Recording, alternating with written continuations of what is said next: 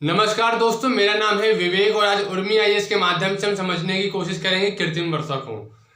क्या है कृत्रिम वर्षा? कृत्रिम वर्षा को किन किन नामों से जाना जाता है? क्या कृत्रिम वर्षा कराने से हमारे क्या क्या फायदे हैं, क्या क्या नुकसान हैं? आइए हम समझते हैं आज कृत्रिम वर्षा को। और सबसे पहले यूपीएससी के दृष्टिकोण से ये हमारे जीएस पेपर फर्स्ट भूगोल से संबंधित है। वहीं पे हम बात करते हैं जीएस पेपर 3 पर्यावरण से संबंधित है। हम बात करते हैं कि कृत्रिम वर्षा को और किन किन नामों से जाना जाता है, क्योंकि हम हिंदी मीडियम के स्टूडेंट हैं। काफी नामों से जाना जाता है। इसे आर्टिफिशियल रेन भी कहते हैं, इसे क्लाउड सीडिंग भी कहते हैं, इसे मेघ विजन भी कहते हैं। तो ये मैंने सारे नाम बताए हैं इस वीडियो में, जिससे कि आपको कंफ्यूजन नहीं होगी। तो आइए हम समझते हैं कि क्या है कृत्रिम वर्षा हमारी। सबसे पहले कृत्रिम वर्षा को किन किन नामों से जाना जाता है, तो इसे कहते हैं मेघ विजन, क्लाउड सीडिंग और आर्टिफिशियल रेन। जहां भी आप ये तीन नाम देख लेंगे, आप घोषित कर देना कि हम जो बात कर रहे हैं वो कृत्रिम वर्षा की ही हम बात कर रहे हैं। बच्चों, मेघ विजन और क्लाउड सीडिंग का मतलब वही हो गया कि बादल में बीज डालना। मेघ मतलब बादल और विजन मतलब जो बीज होते हैं हमारे, तो बादल में बीज डालने की प्रक्रिया को ही हम कृत्रिम वर्षा या मेघ विजन कहते हैं। और इसी मेघ विजन की प्रक्रिया के तहत हम वर्षा कराते हैं। तो आइए हम समझते हैं कृत्रिम वर्षा है क्या। कृत्रिम वर्षा कृत्रिम बारिश में विमान या हेलीकॉप्टर के माध्यम से वायुमंडल में सिल्वर आयोडाइड, पोटेशियम आयोडाइड और ड्राई ऑक्साइड, जिसे हम ठोस कार्बन डाइऑक्साइड भी कहते हैं, जैसे रसायनों का इस्तेमाल किया जाता है। यह जलवाष्प को आकर्षित करता है, जिससे बादल बनते हैं। जब बूंदें भारी हो जाती हैं तो धरती पर गिरने लगती है, जिससे बारिश होती है। जहां ऐसी वर्षा करानी होती है वहां पर हवा की विपरीत दिशा में इन रसायनों का छिड़काव किया जाता है। तो मैं आइए समझा देता हूं आपको एक एक चीज। जहां भी हम कृत्रिम वर्षा की बात करते हैं, सबसे पहले हम वहां का बादल देखते हैं। वहां पे बादलों में नमी होनी चाहिए, जब ही कृत्रिम वर्षा हो सकती है। ये नहीं कि बादल हमारे कुछ भी हैं, हम जाके ये इन रसायनों का छिड़काव कर देंगे और हमें कृत्रिम वर्षा की प्राप्ति हो जाएगी।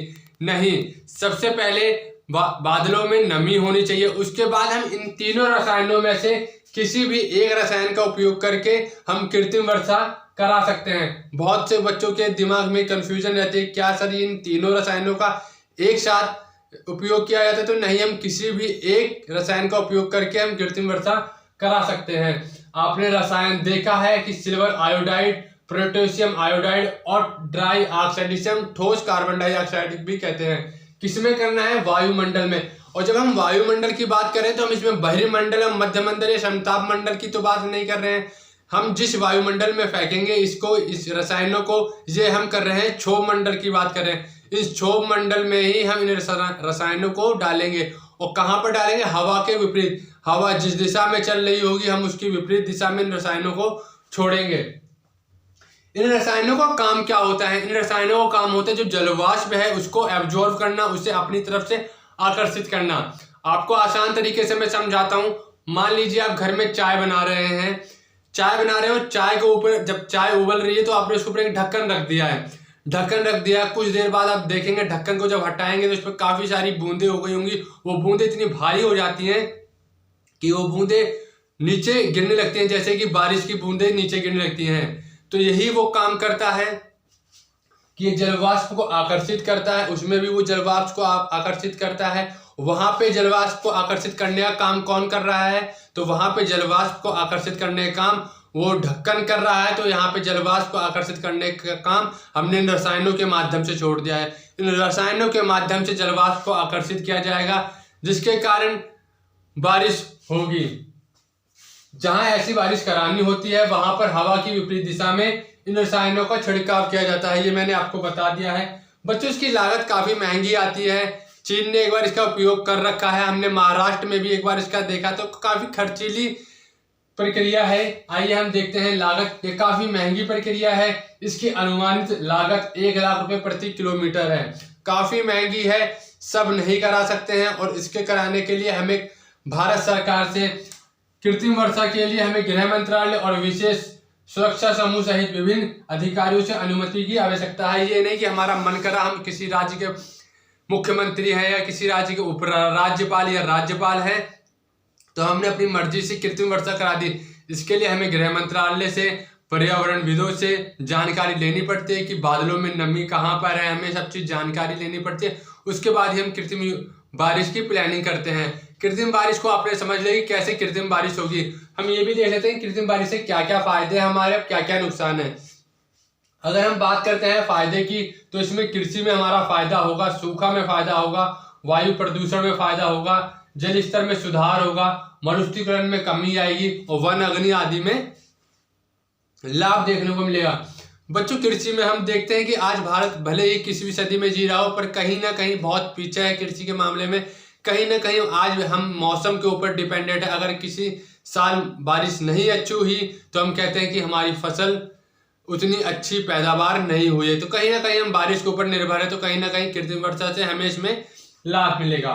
हम सूखे की बात करते हैं, जैसे महाराष्ट्र में देख लेते हैं, या उत्तर प्रदेश के बुंदेलखंड जैसे एरिया में देख लेते हैं, जहाँ पे हम सूखे की स्थिति देखते हैं। अगर ये कृत्रिम बारिश के और कई साधन मिल गए जारी वर्षा कराने के लिए, तो हम सूखे से भी निजात पाएंगे, जिसके कारण हम अपने फसलों को अच्छी तरह के उगा पाएंगे। हम बात कर रहे हैं वायु प्रदूषण की। वर्तमान में दिल्ली और दिल्ली के आसपास के जितने क्षेत्र हैं, वहाँ पे वायु प्रदूषण अपनी चरम अवस्था में पहुंच गया है, जिसके कारण हमने कृत्रिम वर्षा कराने की प्लानिंग करी है। अभी 21 या 22 नवंबर को दिल्ली सरकार ने प्रस्ताव रखा है कि दिल्ली के कुछ इलाकों में कृत्रिम वर्षा कराई जाए। इस कृत्रिम वर्षा के माध्यम से वायु प्रदूषण को भी कम करने में हमें सहायता मिलेगी। जल स्तर में सुधार, जैसे गांव वाले एरिया में हमने समरसीबल चला दिया, तो वहाँ पे क्या होता है, जल स्तर हमारा काफ़ी नीचे चला जाता है। अगर वहाँ पे बारिश होगी समय समय पे, तो जल स्तर में हमारे काफ़ी सुधार आएगा, पानी काफ़ी ऊंचा रहेगा हमारा। मरुस्थलीकरण में कमी की जब हम बात करें, जैसे राजस्थान की जब हम बात करें, अगर वहाँ पे बारिश हो जाएगी, हम अपने समय अनुसार करा पाएंगे, तो वहाँ पे हम फसल को अपने समय अनुसार उगा पाएंगे कि किस टाइम में कौन सी फसल उगाना है। वन अग्नि आदि में, जैसे हम देखते हैं ऑस्ट्रेलिया में और कई अन्य देशों में, या अपने भारत में भी देख लेते हैं, दक्षिण की तरफ कहीं आग, अगर वनों में आग लग जाती है, तो हम कृत्रिम वर्षा के माध्यम से उन वन अग्नियों पे हम नियंत्रण पा सकते हैं।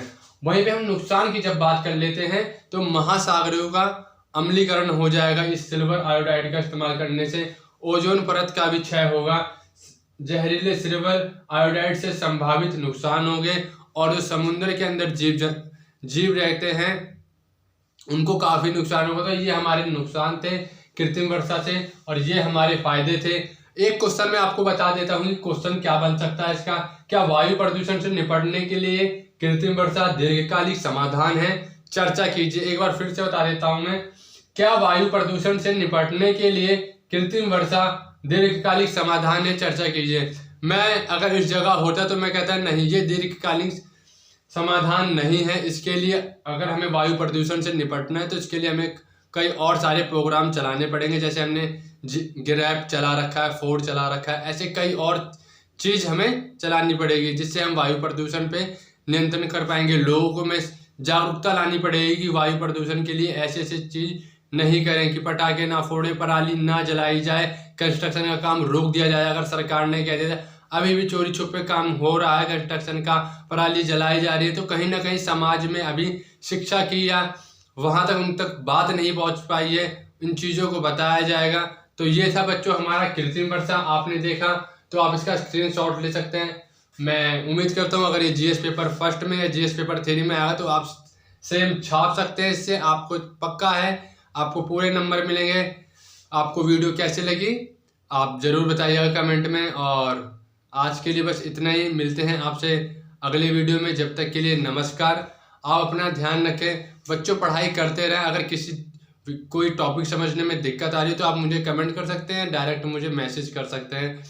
ठीक है, मिलते हैं फिर अगली वीडियो में। जब तक के लिए नमस्कार, जय हिंद।